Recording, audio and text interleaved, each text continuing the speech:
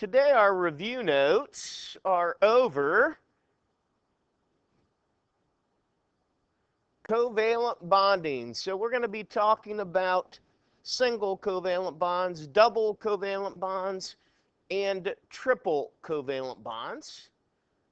So our learning target today is to identify the type of chemical bonding that has occurred in a compound and to describe the characteristics of these covalent bonds, the covalent bonding. Success criteria, what do we need to be able to do? Number one, we need to be able to explain the tendency of elements to transfer or share electrons based on their location on the periodic table. Today we're going to be dealing with covalent bonding, so they are going to be the sharing of these electrons. Also, we need to be able to explain what the difference is between a single, a double, and a triple covalent bond in terms of the amount of electrons that are being shared. We need to be able to distinguish between a shared pair of electrons and an unshared pair of electrons. And we need to be able to describe physical characteristics of covalent compounds. Now let's look a little bit at a review over ionic bonding. Okay. We learned that in ionic bonding we are transferring electrons. Okay. So an electron is transferred from one substance, one element to another. We learn that this is between a metal and a nonmetal. And we call anything that ionically bonds a salt. So the terminology for something ionically bonded is a salt, and it occurs between a metal and a nonmetal. So if you look at the diagram here, I have sodium, I have chlorine. Okay? Sodium has one valence electron on its outermost energy level. Chlorine has 7. So chlorine is one valence electron away from filling its octet. If sodium gets rid of this one red electron right here, then his next energy level has a full octet. So the sodium gets rid of the one electron over here, and we have the electrostatic charges, the plus and the minus, the attraction between those charges forming this ionic bond. Now in molecular compounds, okay, molecular compounds are sharing electrons. They're sharing electrons. So if you look at this and think of a Venn diagram, this part in the middle, this part right here in the middle are for both of these F's, the red F and the black F. This part is only the black F. This part is only the red F. Once again, this part is the shared between both F's. So if you look at this, we can see that these two electrons, this black one on top, this red one on bottom, are being shared by both of these fluorine atoms. Okay?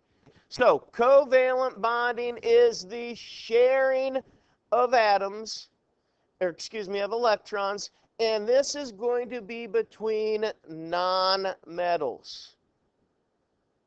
Okay? Between nonmetals. So what's the difference between a salt and a molecule? Okay? A salt and a molecule. A metal cation, a nonmetal anion are joined together by an ionic bond called a salt. However, a molecule is a group of atoms that are joined together by covalent bonding. So we could have two atoms joined together. We could have a group of more than two atoms. We call those polyatomics. Okay, many atoms. So we could have just two atoms, we could have many atoms covalently bonded together. Either way, we refer to those as a molecule. A compound is a group of two or more elements bonded together. So this slide is just a terminology slide. Okay? Compounds are elements bonded together. Molecules are covalently bonded. Salts are ionically bonded. Now, let's compare ionic to covalent. Okay? If I look right here, this is a covalent bond. These two atoms right here are sharing these two electrons. If I look over here, this is an ionic bond. This electron is transferred over to this atom. So covalent bonding is the sharing. Ionic bonding is the transfer of electrons. Now, properties of molecular compounds. Covalently bonded compounds. They are liquids or gases at room temperature.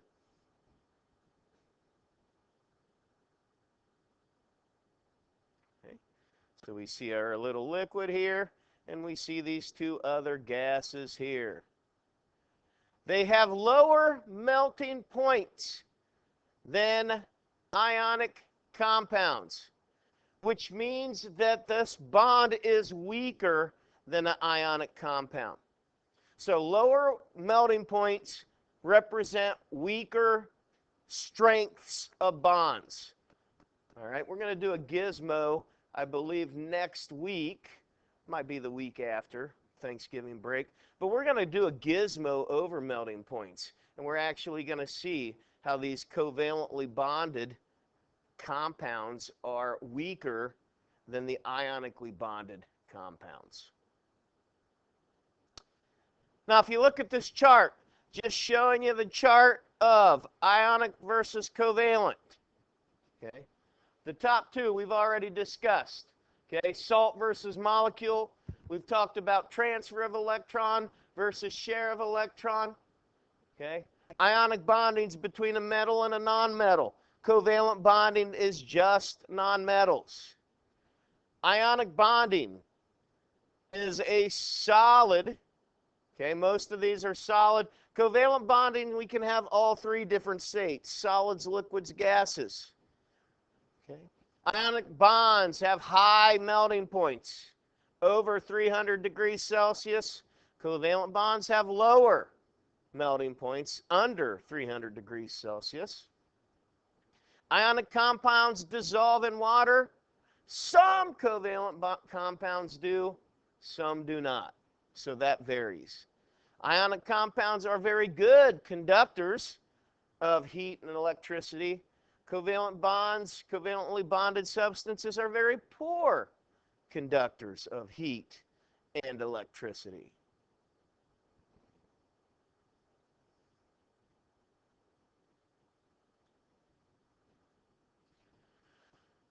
So let's get into some more about covalent bonding. We know ionic bonding transfers electrons. Covalent bonding shares electrons. Okay? And the whole idea about sharing electrons is to achieve the stability of a noble gas electron configuration. So to achieve that full octet, or 8 electrons, on the valence level. That is what we call the octet rule. Okay? The octet rule is that the elements achieve stability by filling the octet, the full 8 valence electrons. Now, in a single covalent bond, we are sharing one pair of electrons. 2 total electrons. So if you look at this, this is the very simplest of all covalent bonds. Hydrogen. Hydrogen has 1 valence electron. to fill its outermost energy level. Remember, the first energy level is only an S sublevel. So it only needs 2 electrons to fill that energy level. So if these two hydrogens share these 2 electrons, both of these attain their stability by filling their outermost orbital, their outermost shell. Okay? So the sharing of these 2 electrons results in a single covalent bond. This dash is how we signal a single covalent bond. Here are a bunch of different electron dot notations. Okay? These are what we call Lewis structures, which I think will be a video on Monday. Okay? But these are Lewis dot structures in which, if you see right here, this carbon has the full octet by sharing electrons with hydrogen. Right here, this chlorine has the full octet by sharing these 2 electrons with this hydrogen. Okay?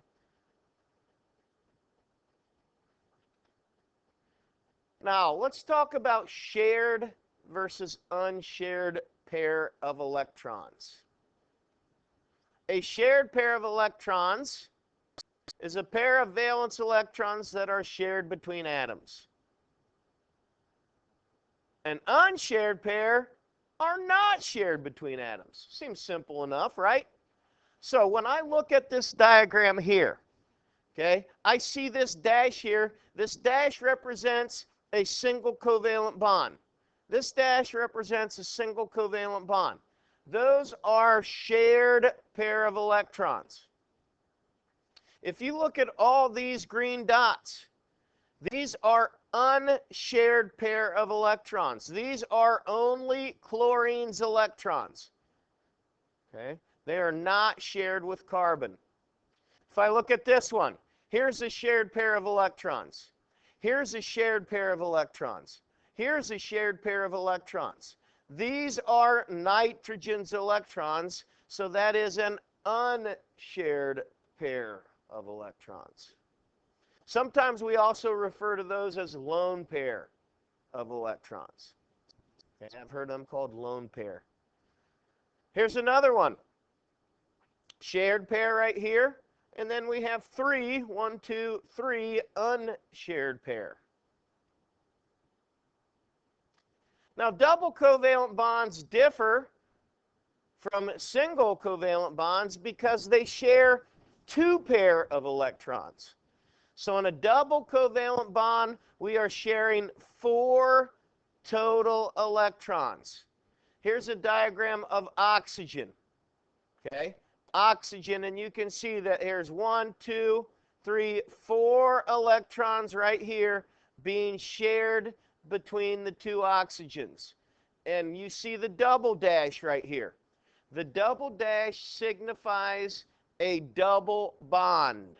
So that dash right there means that there are 4 electrons that are being shared between these 2 atoms.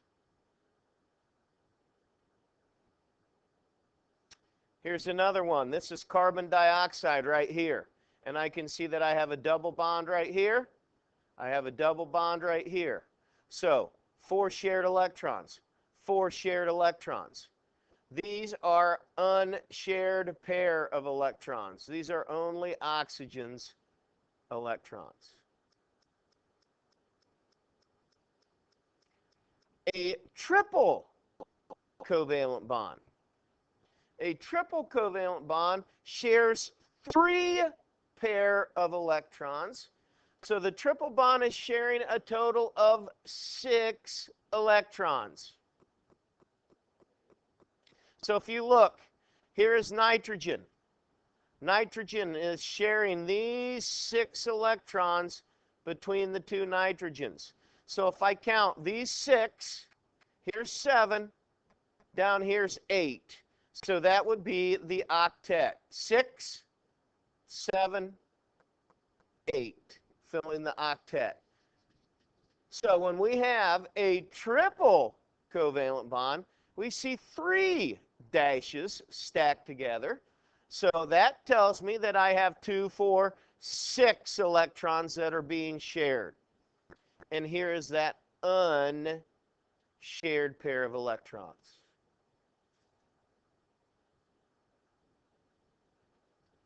Now, this final slide here, I just wanted to show you the 3 different parts once again.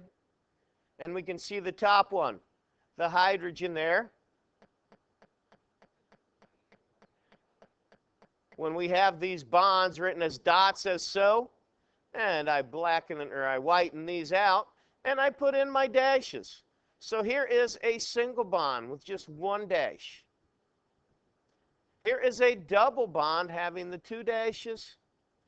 And finally, here is a triple bond having the 3 dashes. So, single bond, 2 electrons being shared.